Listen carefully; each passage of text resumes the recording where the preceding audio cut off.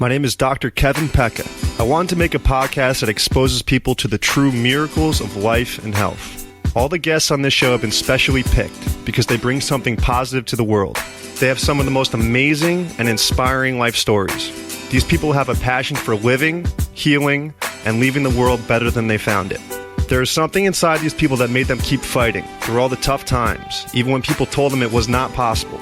They carried on and made their lives beautiful again. And now they are sharing their experiences with the world. This is the Expect Miracles podcast. Enjoy the show. Today on the Expect Miracles podcast, we have a very, very wild life story from T.M. Hoy. T.M. Hoy is the author of the book Lasting Happiness. He has one of the wildest life stories you will ever hear about. TM was a gemologist and worked in the jewelry business that took him places all over the world. While living in northern Thailand, an acquaintance of TM's murdered his girlfriend. Fearful of the Thai police, TM helped cover it up, and when he could not pay the bribe the Thai police demanded, he spent the next 16 years in jail for a crime he didn't commit. TM almost died on 5 different occasions in the Thai jail from tuberculosis and food poisoning.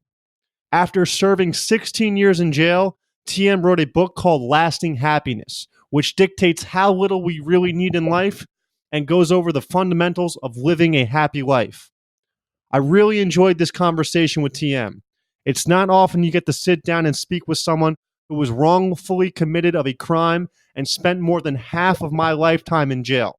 TM is very wise. He is very grateful for all of his life experiences, and it really was a true pleasure being able to sit down and interview him. The book is available on Amazon and all book-selling platforms. Please welcome T.M. Hoy, who also goes by his middle name, Mark. So, Mark, where are you from originally? Originally, I'm from Mountain View, California, which is the heart of Silicon Valley. A lot has changed since then. Absolutely. Yeah. Kind of an amazing little spot that so much has emerged from. Mm-hmm. And what were you into growing up? I was very fortunate. I had kind of a standard upper middle class. My father was a vice principal of a high school, and my mother was an English teacher. So everybody in my family is professional people.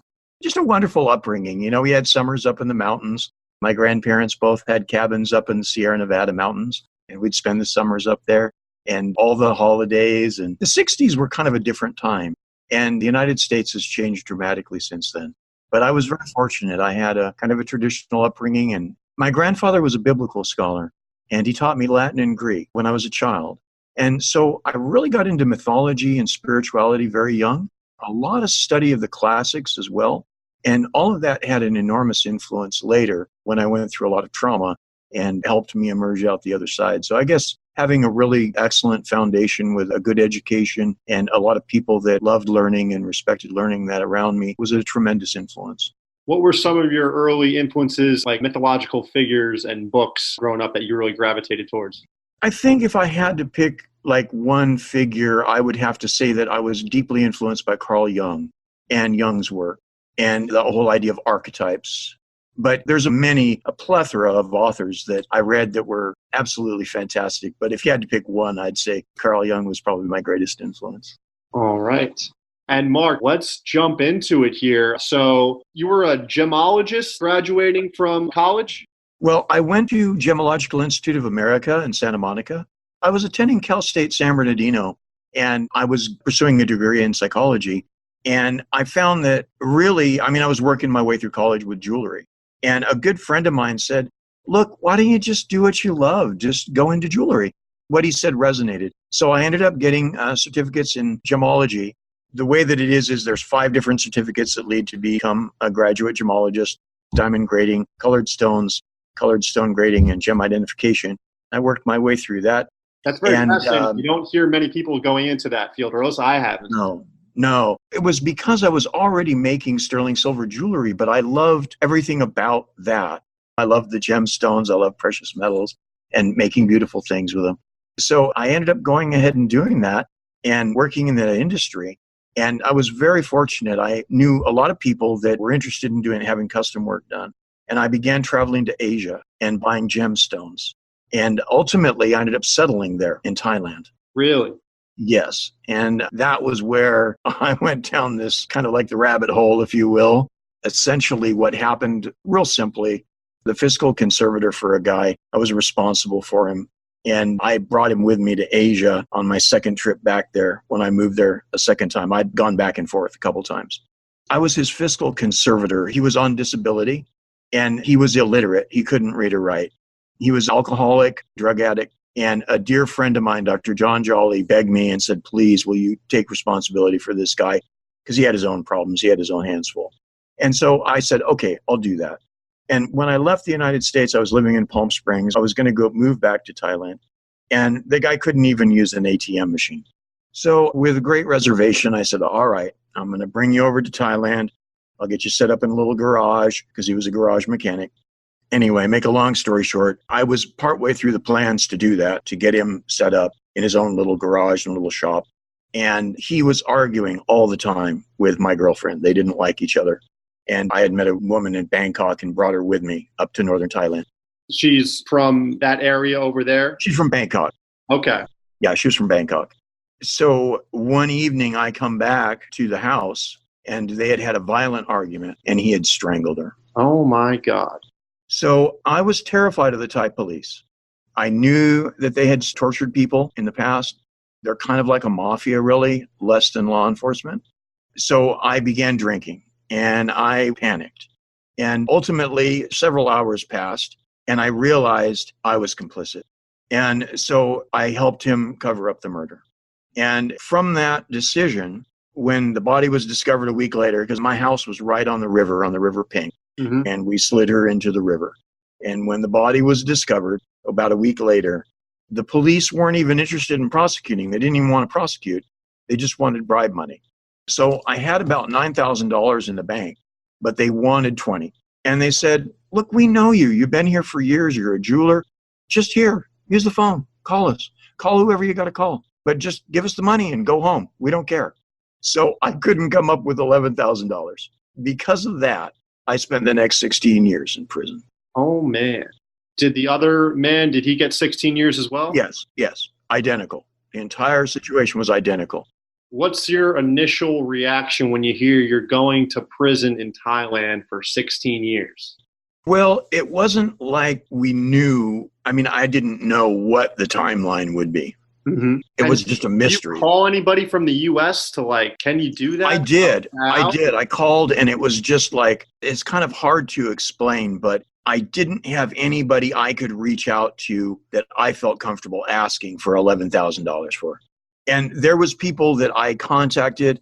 There was a lot of folks that helped me ultimately. I was very good friends with the consul general there in Chiang Mai, Carl, great guy. There was people here in the United States that I knew that were dear friends. But there was just nobody at that point that I could touch for 10 plus grand.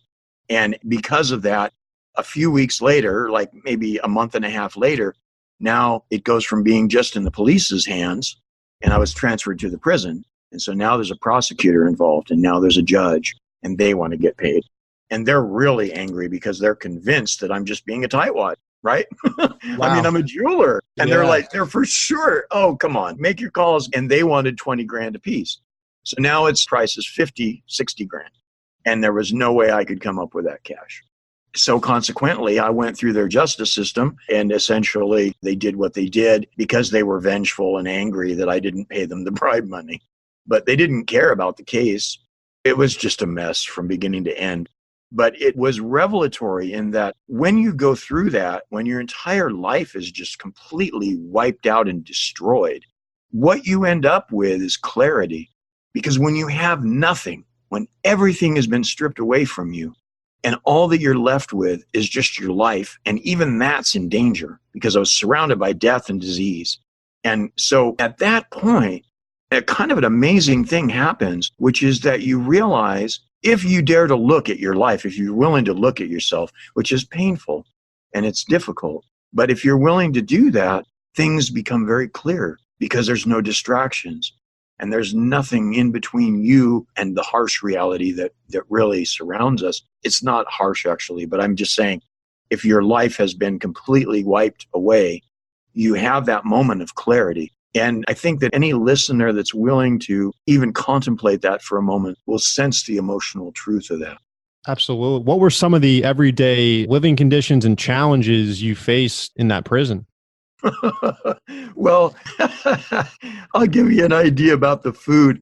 We had feral cats that roamed the prison, and they wouldn't touch the food. Wow. That's how bad it was. Basically, what they did was they had a fish market down the street, and they had these cleaners that would come in every morning and sweep up the fish bones and the guts and the nasty bits and the rotten vegetables. And they'd sweep it all into big containers. And instead of throwing it away, they brought it to the prison and they'd boil it. And that was the soup. Oh my God. And then, then the rice was the farmers, the local farmers would get a tax write-off for donating rice. But they would write off, they'd claim they were donating the finest grade of jasmine white rice. What they were really donating was the animal feed rice that went bad. And that was what was brought in and boiled and given as food. So the problem that occurred for many people, especially the Thais that couldn't afford to pay bribes to get food in, was that they would eat the rice and it was still hard. And as I'm sure you're aware of, these grains of rice sometimes would pierce the intestines and cause peritonitis, which is a horrible, painful death. And so there was death from that. There was death from starvation. There was death. The slightest injury in the tropics, if it gets infected, just bloats up. And there was a huge number of deaths from basic infections and amputations gone wrong. There was death from AIDS because that was rampant in northern Thailand. I myself caught tuberculosis and barely survived it while I was there. So I just watched hundreds and hundreds and hundreds, literally, of people die all around me from many different things. And I mean, it just gives you insight. I mean, it's horrifying when it's happening, but it gives you a certain perspective. It makes you realize things. And that was the value of it, that I emerged the other side, a very different person from the one that went in. What was your outlet? Did you start writing, exercise? Like, what was your escape from that hell? Yeah, I was working very hard to try and raise the money to get out because they always had that option open. And I delved into all kinds of things relating to finance. And I did write while I was there, and that helped tremendously. But I think more than that was I began practicing shamanism with a very dear friend of mine, Tom Cartner, that I met there in prison, and a great guy from Austria. And we were reading a book called The Urban Shaman by Kahili King, which is a wonderful book about Hawaiian shamanism. And we also were reading the Carlos Castaneda series, The Teachings of Don Juan. Are you familiar with that series? No. No? No. Okay, well, it actually sold many millions of copies. If you ever get a chance, you might want to look it up. Carlos Castaneda was a guy from Los Angeles back in the 60s who was studying anthropology. And he came here to Tucson, funny enough, and ran into a Yaqui Indian sorcerer. And he began teaching him. He became basically an apprentice sorcerer. And the whole series is about the nature of reality, basically how our perceptions and, in this case, hallucinogens, how they change that, how they change reality. But it was also a very, very interesting insight into shamanism and Native American shamanism, in this case, Yaqui Indian shamanism. But we were reading those things and practicing them. And that really was what got me through that period of having that dear friend of mine and then kind of looking at reality from a very different perspective and realizing that reality is not what we think it's not what we think it is. It's much more malleable. It's much more amenable to change through consciousness, and that consciousness itself is somehow embedded in reality and can change it significantly. That's pretty amazing. So what's that? I don't want to say it's like a psychedelic, but in Thailand, they drink it out of the bowls. Well, there's ayahuasca, but that's down deep. Right. So you were talking about shamanism and the different psychedelics that some of the shamans use to transform consciousness. Did you have any experience with any of that that was really eye-opening, that might have changed your perception of consciousness and reality? Not really. We didn't really experiment with any drugs. A lot of marijuana floating around, but nothing that's significant. That it was just the experiences themselves, because, like, for example, one of the things that we did was that we did a lot of meditation. We had some very strange experiences while we were in the hospital. We both ended up in the hospital. I had TB and Tom had a bad bout with food poisoning. So we were there together in the hospital, and it was very strange, some very strange things that happened there. I almost hesitate to get into it because it sounds so very odd, but it was just things that we realized that as we were practicing, that reality would change. Well, I'll give you one example. We were sitting one day on the lawn where they would lay out clothes to dry.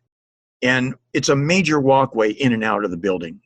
And it was maybe 20, 30 feet away from where the guards would sit. So it was huge traffic every day, all day long. And we sat there and we were contemplating the journey to Ixtlan, which in the series of Carlos Castaneda's books, basically the book is about a journey to a city that doesn't exist. It's a mythical city. We were talking about this and we kind of walked our way through. We imagined and visualized walking through that journey and taking a journey to Ixtlan. And we did that while we were sitting on this lawn. Now, there's people walking right by, like 2 feet away, 3 feet away from us all day. And we were getting high. We were smoking a little bit of weed, but nothing spectacular. And there we sat all day talking and contemplating and visualizing this journey. And 2:30 came, and it was time to wrap up, and people began getting ready for the end of the day. We walked to where we normally shower, and everybody freaked out. And they were like, "Where were you? We were looking everywhere for you." No way. The security had been here, and they dropped off money for you. Where were you? And we were like, "Are you crazy? We were sitting right by the gate. We were there all day." And everybody swore up and down that they had chased all over looking for us, that they thought that we had vanished somehow. We were not there physically. We were right there. I mean, right at the gate to this building, but we weren't there. Somehow that journey to Ixtlan had rendered us invisible. And weird things like that happened actually pretty often. And so very strange stuff, but it just power to that deeper understanding that reality is just not what we think it is. Reality is something that we bring into being, that we ourselves are entities. We interact with each other. We interact with the universe and the cosmos. But there's much more play there than it's not this firm, solid thing that we all believe. It's much more amenable to change. Do you think our consciousness can shape our external environment? Absolutely. Yeah. Absolutely. Absolutely. Without doubt. Now, I'm not a fan of the secret books and all that stuff. I think it's somehow the metaphysics don't sit right with me. But I certainly do agree, and I think most quantum physicists would agree with me, that the difference between the experiment and the experimenter doesn't exist, that the difference between the observer and the observed doesn't exist. They're intertwined some way, in a profound way that we don't really understand yet. Do you have any hypothesis of what you think is going on there? I think that consciousness is interwoven with the fabric of the cosmos, and that somehow or another there's a resonance, and that the two interact with one another. And I tell you, and I think that you yourself have a tremendous amount of experience with this, that positive people tend to have positive experiences in life, and negative ones.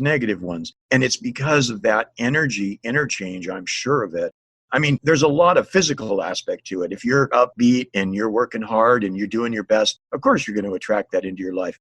Right. But I think there's also an element there of the universe itself having this certain vibrating on that frequency. Right. Yeah. Absolutely. So did you do your full 16-year term, or did you raise the money in time to get out of there? Well, no, what happened was I did 5 years there. Mm-hmm. I almost died several times. But each time was just like a revelation. Each time was an amazing experience. Each time you almost died? Yes. Wow. And it was just tremendous that the ultimate thing that happened at the end of that 5 years, because I ended up going back to the United States, coming back and doing another 11 years in federal prison. The same charge, but just transferred back to the United States as a transfer. Oh, so you did the next 11 years in the U.S. Yes. Wow. Yeah, federal prison. But the bottom line of it all, and what happened towards the end of that period, was that just this fantastic, amazing, blazing epiphany, this insight. And it was always brought about by the close experience with death. And that was that, man, it is so simple that happiness is right there in our reach. All it is having a healthy relationship with yourself and others. That's it. And how do you get that? That's the hard part. And that's what my book talks about, is giving people the tools to do that. Because that took about a dozen years of research to find all the different tools to make it happen. But the insight itself came from those near-death experiences where I realized that, you know what? Happiness is just not what we think it is. It has nothing to do with money. It has nothing to do with power. It has nothing to do with fame or youth or beauty or any of the things that we normally associate with happiness. To me, what came to be crystal clear was that if you have a healthy, nurturing relationship with yourself, if you really care about yourself and love of yourself, if you can get there, which is hard, and then you can reach out and have those relationships with the ones around you that you care about and respect.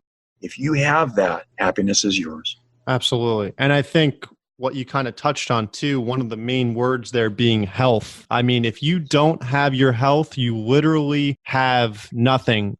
I experienced it in a different situation than you. I had a bunch of concussions, and for 4 years I had brain fog and blurred vision and dizziness, severe fatigue. I couldn't do any exercise. If I did push-up or like 2 push-ups, the whole room would start to spin and I would have to lay down. I was just kind of like in a mental prison all the time. And one of the things that you realize coming out the other side of that is if you don't have your health first and foremost, you don't have the ability to be happy and enjoy life. Right. Absolutely Because true. anybody that doesn't have their health, all they want is one thing. They want their health back. And then when you get back to health, kind of what you were talking about before, all the other things come into play that really are meaningless.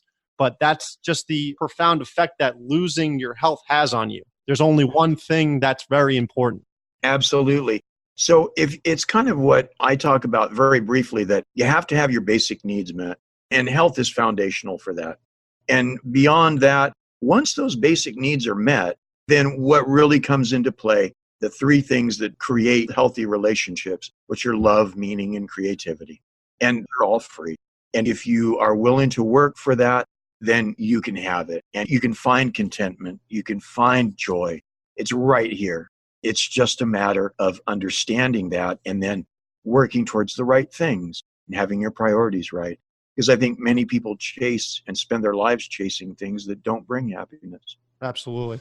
And Mark, from somebody that's been from total rock bottom and made it out the other side, I'm sure there are times in your life where you do get complacent and there are things get really good and the BS still sneaks in. And how do you recenter yourself? Because it's a constant battle probably just to stay balanced and happy, because you look healthy now. You look like you're living a good life. And I'm sure those everyday problems just come back that were so meaningless to you all those years in prison, but they do come back. So how do you find a way to recenter yourself and stay grounded?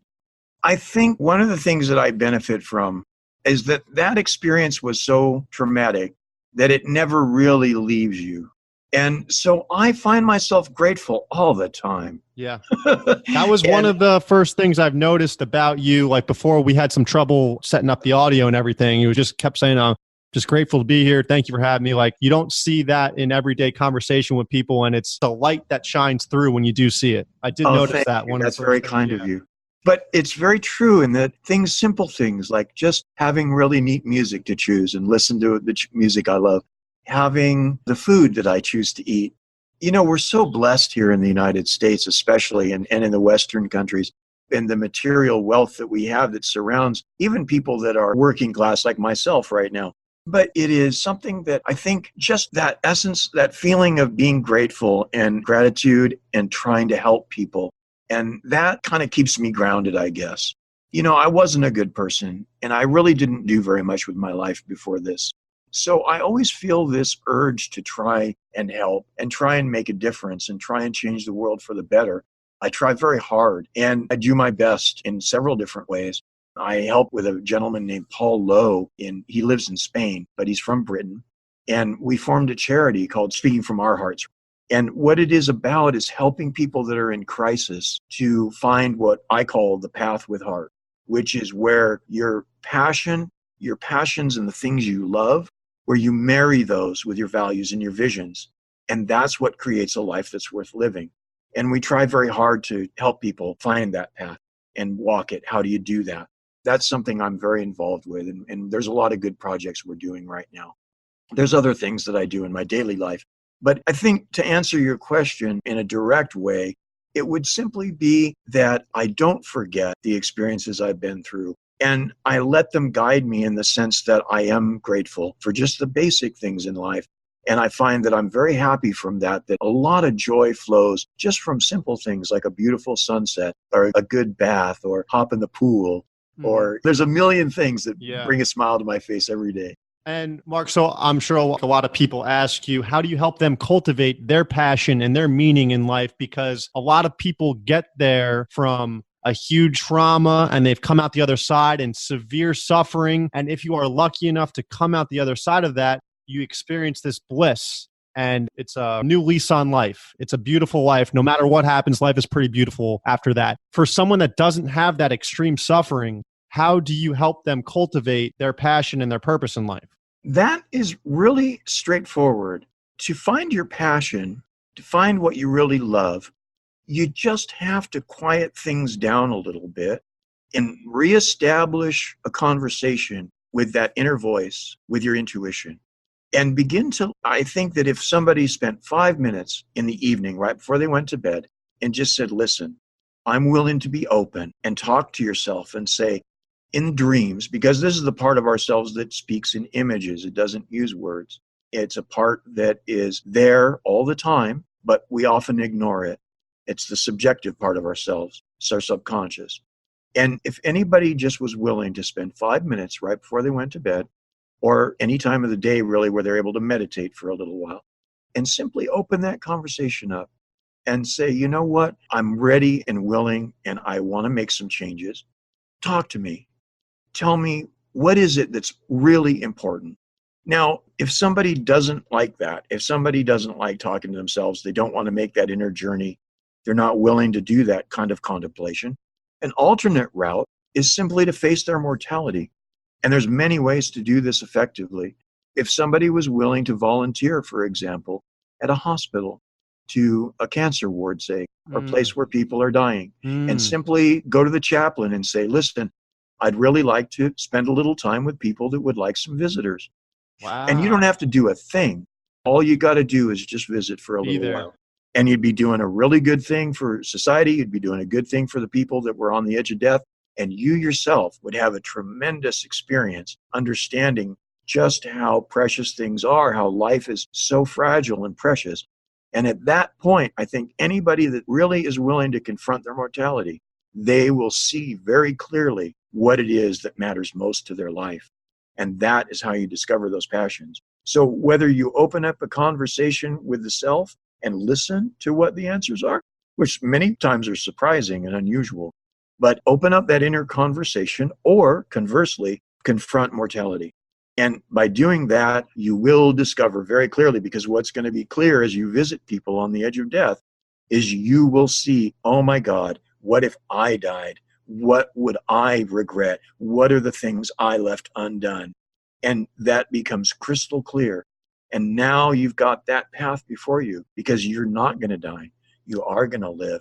And this is what you need to do to make a meaningful life. This is what is important to your heart and what you need to pursue. And then as long as you're doing it in combination with your values, as long as those values are what guide you. And here I'm speaking of simple things like the love of good company, compassion, kindness, a world that is a healthy place, getting rid of pollution. I mean, there's a million things. You could have a laundry list 1,000 miles long that talk about these things. But whatever those core values are, and I think that everybody that's listening shares a certain number of them, which is that we all want a fair, decent world for everybody. I think everybody listening would agree with that. And as long as your values are in line with that, and you're pursuing your passion in a way that makes the world a better, more compassionate place, then I would say you're on the right track.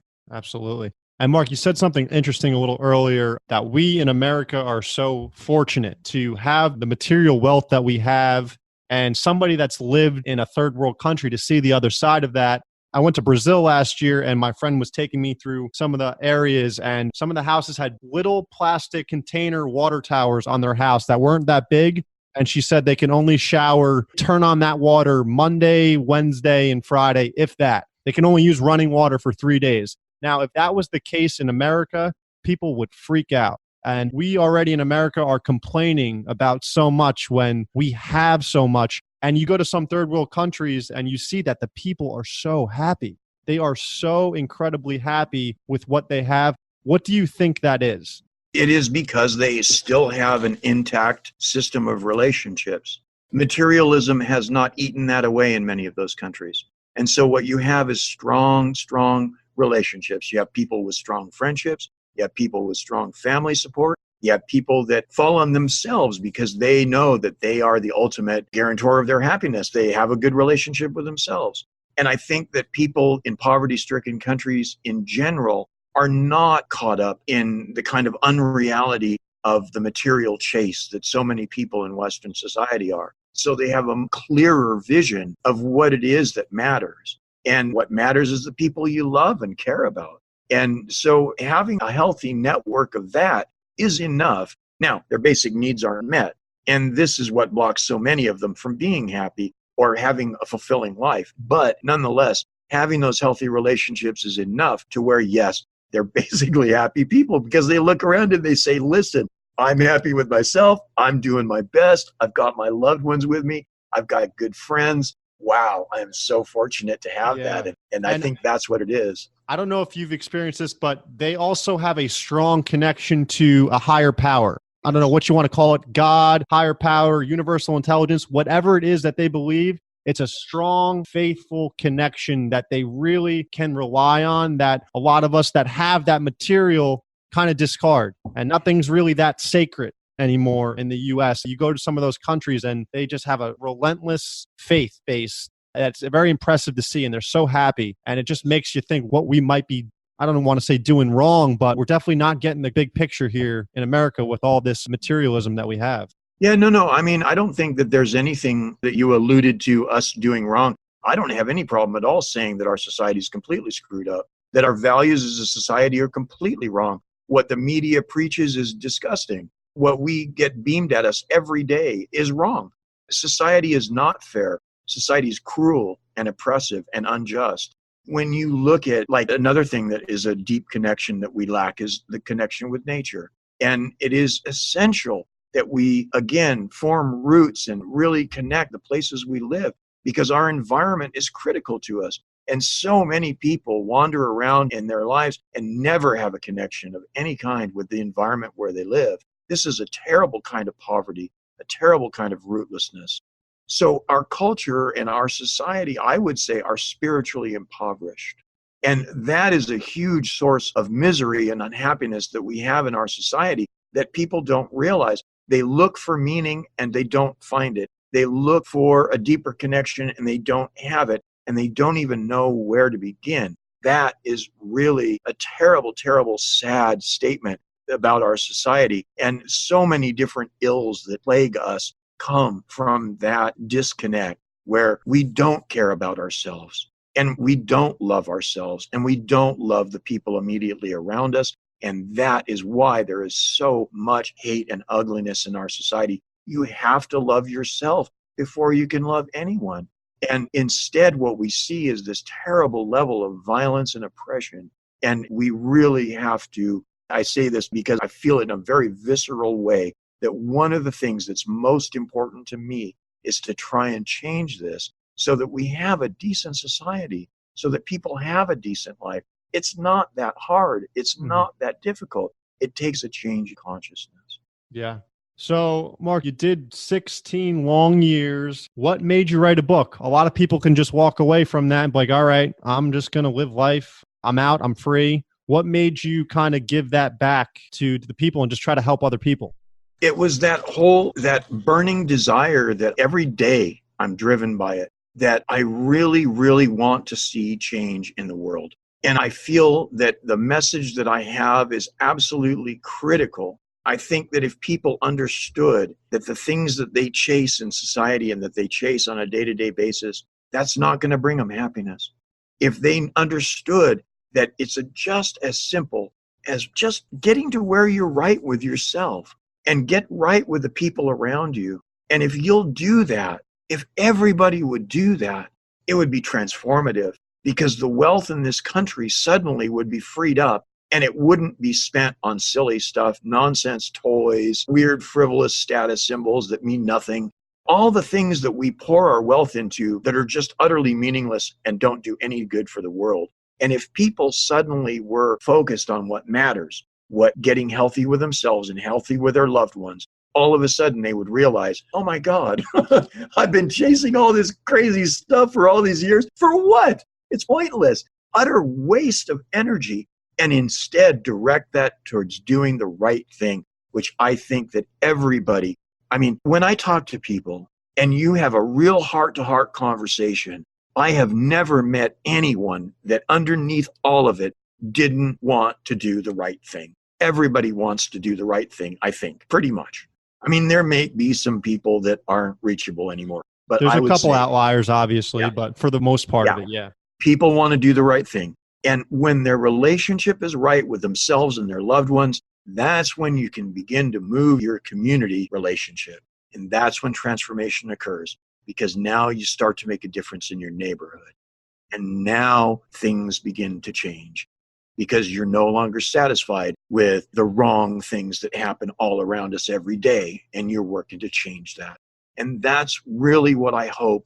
That is what drives me. The hope that I could just reach enough people to where some change really begins to occur and people realize that materialism is not the answer, and to change their values, to shift so that we can really truly build a world that everybody wants to inhabit. It's fair. Absolutely. And I completely agree with you that the majority of people are good. I mean, you could see it when you travel because a lot of the times institutions or people will put the fear in you, don't go to that place. There's a lot of crime. There's a lot of poverty. There's bad things happening there. And you get there and the people are the most beautiful people you ever meet. There's bad people and there's good people wherever you go. And there's the majority, I feel like people are good and they want to do good. Absolutely. Absolutely. I agree with you 1,000%. All the travels that I had, I never, ever felt the slightest fear of danger. Mm-hmm. Yeah. Every city's got their little bad areas, but for the most part, you're going to find good people wherever you go, I feel like. And so, Mark, what's your book about and what are some of the tools that come with it? Okay, well, it's the product of 12 years of hard research, tens of thousands of pages of scholarly work that I boiled down into some paragraphs. Essentially, the book, Lasting Happiness, Secrets of the Heart, Mind, and Spirit Revealed, there's 3 sections, one dealing with love, one dealing with meaning, and one dealing with creativity, which are the building blocks for healthy relationships. In each one of these, I talk about how the different tools for changing your relationship with love, with yourself, with others, and with your community or with nature. And I do that with each of the different subjects, love, meaning, and creativity. Give a bunch of different tools. So to give one tool that I think would be really, really enormously valuable for people in transforming their day-to-day life, it's a little bit difficult, but it has the biggest potential for change. And this tool, if you use loss and pain, everybody has pain in their life. Everybody has suffering. Everybody has loss. And one thing you can do that really is transformative is instead of letting that loss or that pain or that suffering be a drag and be an anchor, face it squarely, because a lot of times these are things we shy away from and we try to ignore them. We try to mask them. We try to avoid, or it's just not something we want to deal with. And this tool is quite simple. Sit down and face whatever it is that is your biggest challenge. Whatever it is that is really troubling you, that really bothers you, face it squarely. And doing that alone is enough to transform things, because all of a sudden you realize it's not the giant thing that you feared that it was, simply facing it. And then take that pain, take that suffering, take that loss, whatever it might be, and use it as an engine to spur you to change it. And that tool alone is enough to take the greatest trauma and turn it into a powerful tool for change, for growth. But it requires that strength of character to be able to face it clearly and then realize that this could be something that can energize you and motivate you and move you in a positive way, that it doesn't have to be a block or an obstacle. There's a lot of things that are in the book that are a little bit more down to earth, if you will. I talk a lot about, for example, escape. There's a chapter on how you get out of the mental cages and traps that many people experience. The belief systems that trap us, that keep us ensnared. For example, money, time, both of those are belief systems. They don't have existence outside of human society. But in human society, they trap us and they keep us locked into behaviors that are oftentimes very negative. And so I talk about that. How do you overcome a negative self-image? How do you overcome the things that society has built in to keep you really enslaved in the system? And like another one, creativity. I go on and on about creativity. There's a lot of neat stuff there. But one tool that I think would be useful to listeners would be, and this comes from a wonderful book, the bibliography is great. There's a huge number of, everything's referenced. So anybody that wants to do deeper research, of course, can. But just for one brief one about inspiration. So a lot of people are looking for inspiration. A lot of people are looking for kind of like a way to solve problems that maybe are blocking them. And something that every great, or many, many great artists, many inventors have used is focus on the problem and then just let it go and take a walk and walk for an hour or two. I won't even bore you with the hundreds of different inventors and thinkers and philosophers and writers that do this and have done this, but there are like an enormous number. And that alone, just ignore it, just let the problem go. Focus on it for a while, 15 minutes of hard thinking. Okay, here's this problem. Look at it from every angle and then just let it go and go take a walk. Another one is to take a shower. The classic one is to sleep on it and go to sleep. But what happens is by letting it go, focusing on it hard, letting it go, and then letting your subconscious have it and take it and twist it around, you would be shocked at how many times your brain will come back in a day or two with a wonderful, tremendous insight and answer. And that's the kind of tool, that's something that works. It's solid, it's real, it's based on really good research. It's all there in the book. There's hundreds and hundreds of tools like that. And all of them are designed to help people build those healthy relationships with love, meaning, and creativity. Yeah. And I think one of the most important ones that you kind of touched on earlier is having that inner dialogue with yourself, because it is uncomfortable and a lot of people don't want to do it, but a lot of the time it tells you exactly what's going on. Absolutely. Intuition, our intuitive side, we in the West have a deep distrust of emotions. And we really dislike subjective things. We love rationality. We love reason. We love that hard empirical scientific stuff, which there's nothing wrong with that. But the problem is that our daily life is governed by our emotional side, because most of our brain is the mammalian brain and the reptilian brain that we've inherited. And the neocortex is just a tiny little sliver on top. And it doesn't really control day-to-day life. So a lot of people find themselves living lives they don't want to lead because they don't have a conversation. They don't have a relationship with the deeper parts of themselves.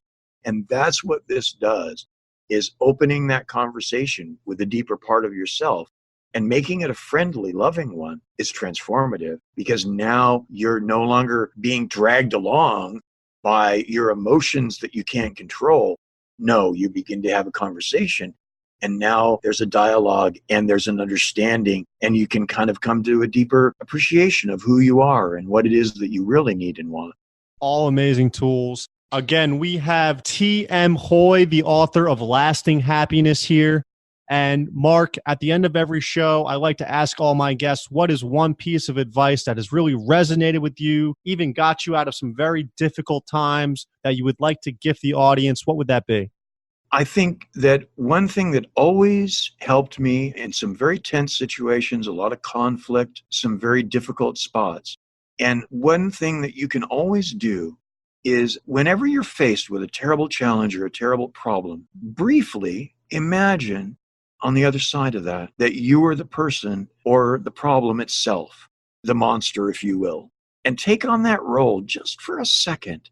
And all of a sudden, you'll realize many times that you'll have an empathy there. And simply being willing to say, you know what, I was wrong about this. I'm willing to reach out and show a little empathy and a little bit of kindness. A tiny bit of empathy, a little bit of kindness in a situation that's maybe tense or difficult can be transformative. And so something that has served me very, very well, and I know people hear this all the time, but it is very true, is that a little bit of compassion goes a long way. And if I could leave listeners with anything, it would be start with yourself. Be a little bit kind and compassionate towards yourself. We're very judgmental and very harsh towards ourselves. And I think that people, if they were just willing to be a little bit kinder and a little bit gentler towards themselves, and then begin to extend that a little bit to those around you, and I think your life will be transformed. I love it, Mark. I love it. So, Mark, where can people find the Lasting Happiness book? And maybe if they have any questions they'd like to ask you, where can people find you online? Absolutely. I would love to have a conversation with listeners, and anybody that wants to could just post a comment on my website, which is lastinghappiness.net. I also have the book available everywhere in retailers, Amazon, Barnes & Noble, Kobo, iTunes, all of that, all available as an audiobook also, paperback and ebook versions. But yeah, it's certainly available there. And I do have an Amazon author page, or if you want to leave a comment anywhere, I see it and love to have a conversation with you.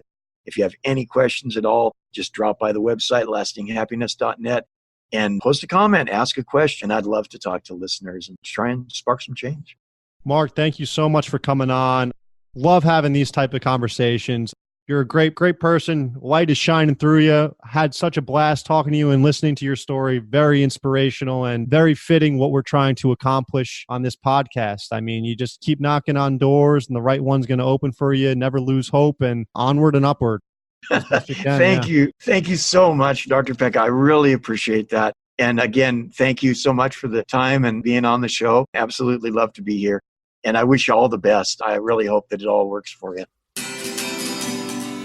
Thank you, everyone, for listening. If you enjoy the podcast, subscribe, give us 5 stars, and leave a review. It really helps boost the podcast and spread the good word. My chiropractic practice is located in West Orange, New Jersey at Montclair Upper Cervical Chiropractic. You can also find us on Facebook at Montclair Upper Cervical Chiropractic. All of my information is on my website at drkevinpecca.com, drkevinpecca.com. You can subscribe to my YouTube channel at Dr. Kevin Pecca for podcast episodes, patient testimonials, and educational videos. I have daily affirmations and inspirational quotes on Instagram at Easel Affirmations, EASEL Affirmations. And if you have any questions, feel free to email me at drkevinpecca@gmail.com, drkevinpecca@gmail.com. Thank you, everyone, and have a great day. Cheers.